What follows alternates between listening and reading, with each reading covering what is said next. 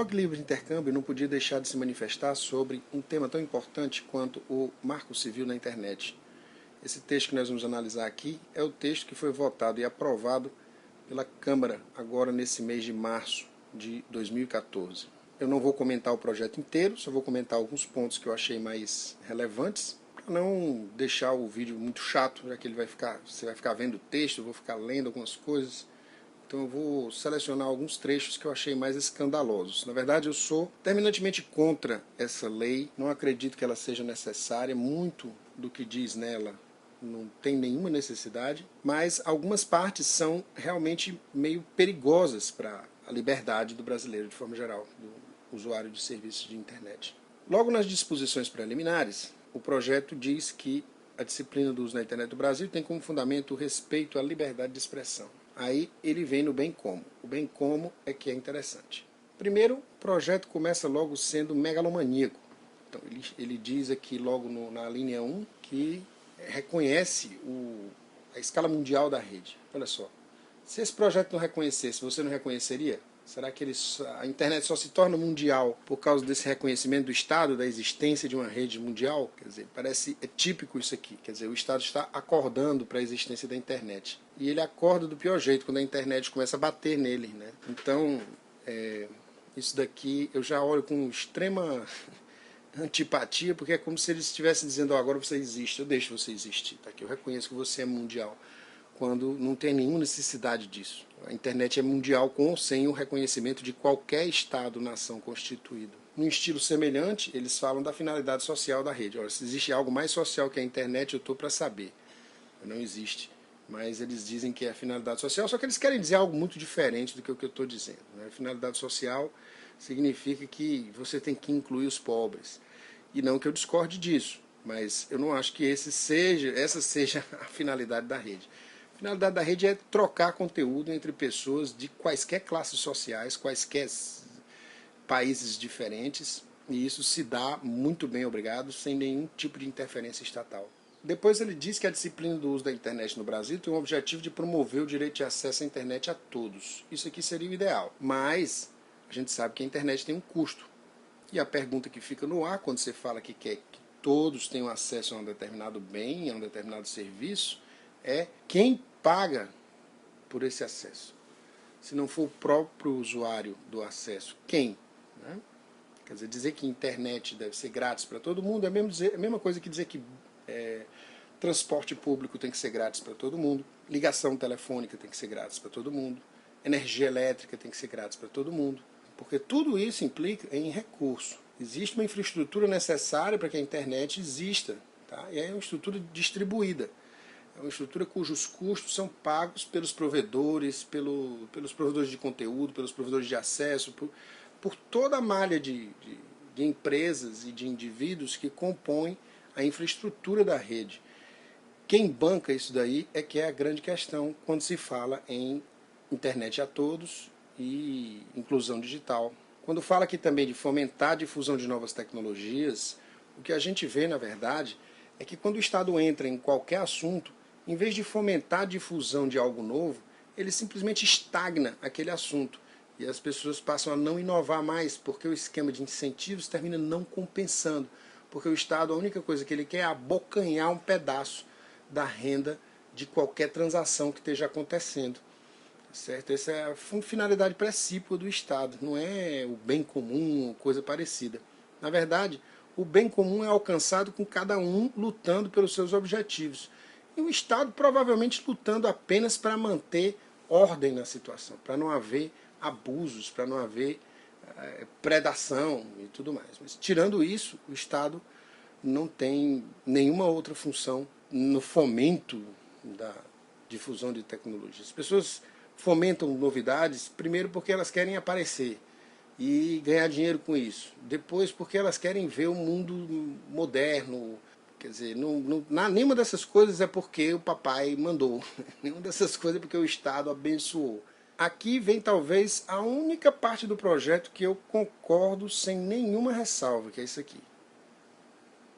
Tá? Que é a linha 5 do artigo 7º. Ela diz da manutenção da qualidade contratada de conexão à internet. Porque aqui o Estado está fazendo só o papel dele. que é o que? Assegurar que um contrato que foi realizado entre duas partes seja cumprido. Então, tirando isso aqui, o resto é conversa para boi dormir e não tem nada realmente novo nisso daqui, nem nada revolucionário, nem nada que diz, a internet agora é democrática. A internet é um espaço democrático por excelência. Tá? Essa legislação não vai fazer dela um lugar mais democrático. Pelo contrário, pode ameaçar essa democracia, como a gente vai ver a seguir. Aqui você já vê que o projeto prevê a inviolabilidade e o sigilo do fluxo das suas comunicações pela internet, salvo por ordem judicial, na forma da lei. Comunicações privadas armazenadas também são sigilosas, salvo por ordem judicial. Aqui, no Brasil, a gente pratica uma espécie de censura judicial. Isso, claro, que poderia ser usado para pegar pedófilo, para pegar, sei lá, quem faz tráfico de menores, quem faz sequestro e fica se comunicando, sei lá. Pode ser usado para isso, mas pode ser usado também, tá, para impedir uma pessoa de falar mal de um político que esteja roubando, por exemplo. Ou para falar mal, quer dizer, para falar o que quiser, liberdade de expressão. Né? E isso é um precedente bastante perigoso. Que vocês vão ver que ele vai ficar mais perigoso na medida em que ele é descrito. Aqui, no inciso 10 do artigo 7º, tá? Ele vai dizer que a exclusão definitiva dos dados pessoais que tiver fornecido a determinada aplicação de internet a seu requerimento. Ou seja, se você pedir, o Facebook tem que excluir tudo que você colocou lá, ao término da relação entre as partes. Eu apaguei minha conta e não tenho o direito de manter meus dados lá. Só que tem essa ressalva aqui, olha aqui que bonitinho. Ressalvadas as hipóteses de guarda obrigatória de registros previstas nessa lei. O que significa um período de registros, um período de tempo para ser guardados os registros, ou a extensão desse período de tempo por solicitação de qualquer autoridade, uma autoridade policial, ou o Ministério Público, ou a autoridade administrativa, o Poder Executivo. Várias instâncias do Estado reunidas para te vigiar. O responsável pela transmissão, comutação, roteamento tem o dever de tratar de forma isonômica quaisquer pacotes de dados. Isso daqui é complicado pelo seguinte motivo. Por quê? Como eu falei, internet depende de recursos, depende de um determinado ordenamento tecnológico que custa dinheiro. E aí quem que paga por isso? Né? Ok, quem usa mais paga mais, quem usa menos paga menos. Isso aí é óbvio, acontece com a energia elétrica. Se eu consumir mais energia elétrica que o meu vizinho, ele não tem a obrigação de pagar minha conta de luz. Da mesma forma, se o sujeito quisesse só acesso ao Facebook, eu não vejo motivo nenhum para ele não poder contratar um acesso só ao Facebook. Isso aqui indica, tá, que a máquina legislativa vai continuar produzindo coisas, principalmente os decretos presidenciais, para poder, porque tudo aqui é regulado por decreto.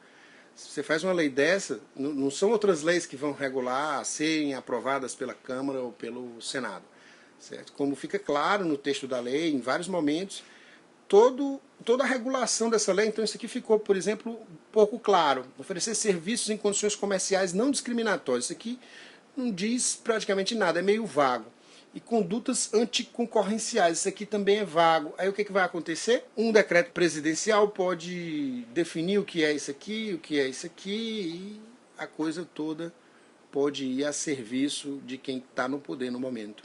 Isso aqui é a possibilidade das autoridades administrativas terem acesso ao teu endereço, tá? Qualificação pessoal, filiação, endereço, certo? Tudo isso aqui eles podem ter, na forma da lei, acesso. Naturalmente que se você estiver sendo processado, eu até entendo. Quando você vê aqui da guarda do sigilo dos registros de conexão, você vê que a autoridade policial ou administrativa ou o Ministério Público vai poder requerer cautelarmente que os registros de conexão sejam guardados por prazo superior previsto no caput, que seria 1 ano. Tá? Aí veja, além deles poderem pedir que ele fique mais tempo com os meus dados, é claro que ele vai querer acesso a isso, né? Aí vai ter essa burocracia aqui para ele ter acesso, autorização judicial de acesso aos registros previstos no caput, esses registros dos meus acessos, os sites que eu frequentei, as pessoas com quem eu troquei e-mail, toda a minha vida pessoal que está na internet, tá? E que a vida pessoal que eu quero manter em sigilo, não a que eu coloco nas redes sociais, que é o que eu quero que o povo veja. Você vê que o provedor é responsável pela guarda dos registros, além disso tudo, tem que manter em sigilo que ele foi pedido pela autoridade policial, administrativa ou Ministério Público. Ou seja, o cara vai saber de tudo da minha vida e eu não vou saber de nada, porque o provedor não pode nem me avisar. Olha, a autoridade pediu para saber da tua atividade na internet. Eles têm que fornecer os dados sem perguntar nada e sem dizer nada. Ou seja, isso é extremamente autoritário. Então é por essas e outras que esse projeto aqui, sinceramente, não tem a menor condição da gente dar apoio a ele ou a dizer que vai democratizar nada na internet. Realmente é um projeto que não tem o menor cabimento, tá? Ele não vai tornar a internet um lugar mais democrático. A internet é o espaço mais anárquico do planeta, tá certo? E é uma anarquia bonita, é uma anarquia pacífica, tá? É uma anarquia onde ninguém sai ferido, onde gente lucra, tá certo? As pessoas ganham com a internet, não só as empresas ganham, como se apregou por aí, tá certo? Mas também as pessoas comuns ganham em conhecimento, em participação social, quando elas estão na rede mundial de computadores. Então é isso que eu queria dizer, tá certo? E até o próximo Livro Intercâmbio Vlog.